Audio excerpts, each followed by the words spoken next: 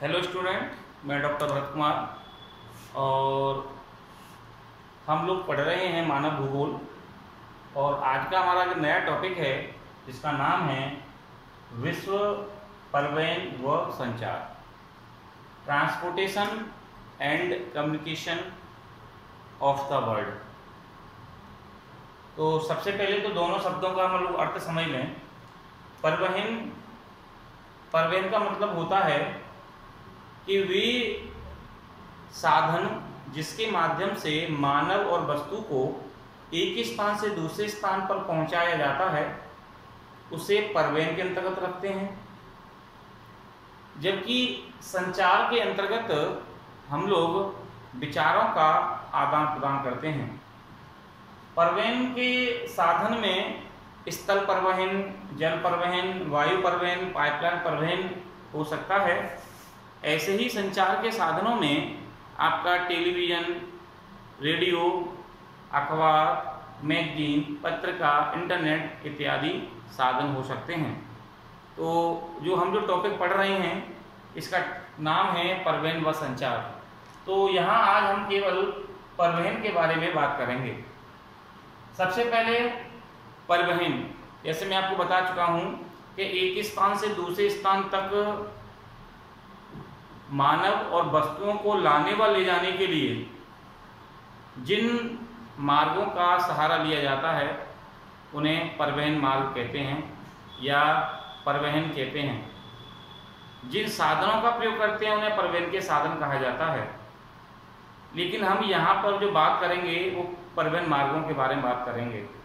परिवहन मार्ग जो होते हैं जिन्हें परिवहन के नाम से भी जानते हैं, उसमें स्थल परिवहन, धरातल का जो क्षेत्र होता है उस पर जो चलते हैं, इसके दो भाग हैं, सड़क मार्ग और एक होता है रेल मार्ग।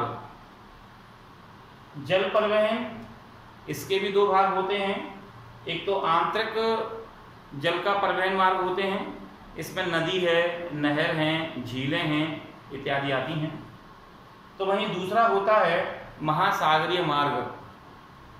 तीसरा है वायु परिवहन। वायु परिवहन में अगर हम लोग देखेंगे तो इसके भी दो भाग होते हैं।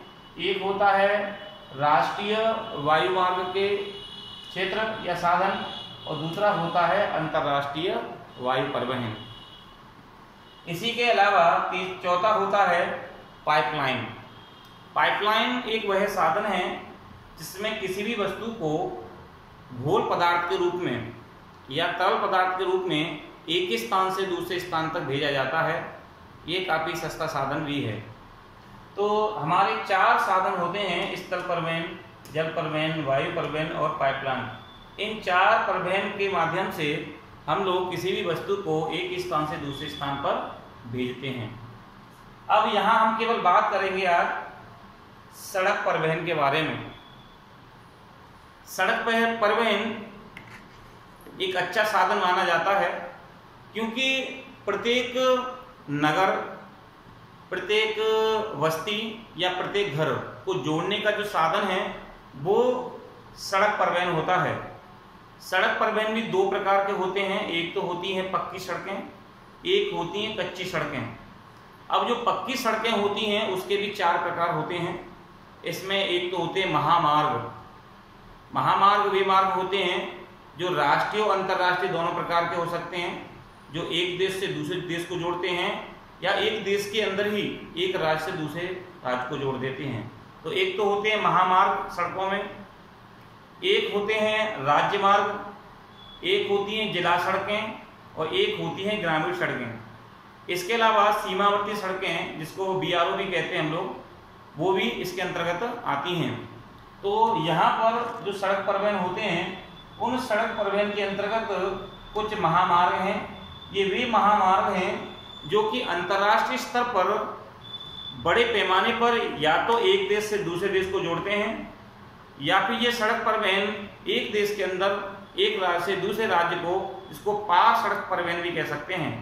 पार मतलब ट्रांस मतलब होता है कि एक छोर से दूसरे छोर तक जो जोड़ने वाला जो मार्ग होता है उसको पार कहते हैं। जैसे पहले हम लोग बात कर रहे हैं यहाँ पे, जैसे 3 अमेरिकन महामार्ग। अगर हम इसकी बात करेंगे तो ये पूरे विश्व का सबसे लंबा सड़क मार्ग है जो दक्षिण अमेरिका के देशों को उत्तरी अमेरिका के संयुक्त राज्य अमेरिका से जोड़ता है। अगर इस मार्ग की अगर बात करेंगे तो ये जो मार्ग है वह अलास्का के उत्तर पश्चिम से शुरू होकर के ये चिली तक जाता है और ये अर्जेंटीना, ब्राजील जैसे देशों को भी इसमें जोड़ता है। ये विश्व का सबसे बड़ा मार्ग है जो कि अलास्का से लेकर के और आपके मैक्सिको, ब्राजील होते हुए लास्ट में चिली तक गया है। दूसरा है ट्रांस कनाडियन मार्ग, नाम से पता लग रहा होगा कनाडियन यानी कनाडा, यानी कनाडा देश में जो मार्ग है उसे ट्रांस कनाडियन मार्ग से या सड़क मार्ग कहते हैं। एक ट्रांस कनाडियन रेल मार्ग भी है। तो ये जो ट्रांस कनाडियन मार्ग है ये न्यू फाउंडलैंड से लेकर के और सेंट जॉन नगर तक फैला हुआ है। ये न्यू फाउंडलैंड से सेंट जॉन्स नगर को जोड़ता है। अगला है इसी में अलास्का महामार्ग। यह अलास्का महामार्ग कनाडा के एडमंटन से लेकर के और अलास्का के एकोरेंज नगर को जोड़ता है। इसी में अगला है स्टुअर्ट मार्ग। यह ऑस्ट्रेलिया में है और ऑस्ट्रेलिया की अगर बात करेंगे तो ये ब्रिटुम का एलिस स्प्रिंग शहर को होते हुए ऑस्ट्रेलिया के 2 अलग अलग नगरों को जोड़ता है। इसके अलावा भारत की बात करेंगे तो जीटी रोड, इसको हम ग्रैंड ट्रंक रोड भी कहते हैं। ये इस ग्रैंड ट्रंक रोड को शेरशाह सूरी ने बनवाया था। ये प्राचीन समय में ये जीटी रोड बांग्लादेश के ढाका से लेकर के और पाकिस्तान के पेशावर तक जाता था लेकिन बांग्लादेश का विभाजन हो जाने के कारण ये बाद में कलकत्ता से लेकर के पेशावर तक रह गया था। अब भारत और पाकिस्तान का डिवाइडेशन हो चुका है, इसलिए ये जीटी रोड जो भारत में है अब इसको जीटी रोड के नाम से नहीं जानते हैं, इसे हम लोग NH1 और NH2 के नाम से जानते हैं। जैसे कि अगर ये जो जीटी रोड है वो कलकत्ता से दिल्ली होते हुए और अमृतसर से आगे जाता है, तो वर्तमान समय में दिल्ली से लेकर के और अमृतसर तक का जो एरिया है उसे NH1 कहा जाता है, जबकि दिल्ली से कलकत्ता वाले भाग को NH2 के नाम से जानते हैं। तो जीटी रोड है जो कि Grand Trunk Road Sher Shah Suri ने बनवाया था। तो ये है महामार्ग जो कि विश्व में बड़े पैमाने पर फैले हुए हैं। इसके अलावा हम लोग बात करेंगे सड़कों की लंबाई के आधार पर। तो मैं आपको बता दूं कि पूरे विश्व में सबसे ज़्यादा जो सड़कें पाई जाती हैं नंबर 1 पोजीशन पे USA संयुक्त राज्य अमेरिका है। यहाँ पर कुल सड़कों की लंबाई में भी ये नंबर 1 है और महामार्गों की जो नेशनल हाईवे होते हैं उसमें भी ये नंबर 1 है।